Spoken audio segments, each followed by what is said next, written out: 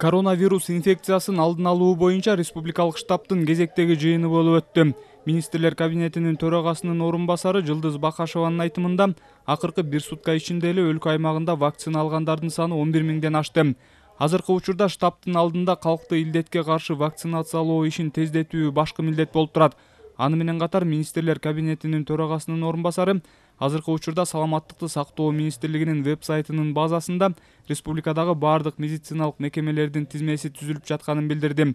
Анда жарандар үчүн кайсы учурда жана кайсы жерде вакцина алуу боюнча бардык маалыматтар камтылат. Биз ушул абдан амбициялык пландарды коюп жатабыз. Вакцинаны мындай темпин абдан жогорулатуу боюнча президенттин да тапшырмасы болду бул боюнча.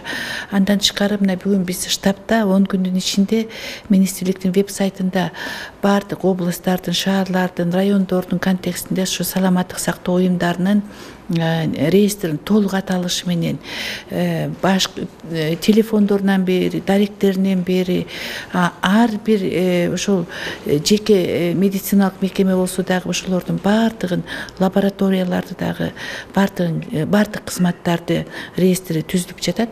Ошол реестр саламаттык сактоо министрлигинин веб-сайтында жайгаштырылат. Бул дагы болсо бул элибизге шарт түзүү максатында.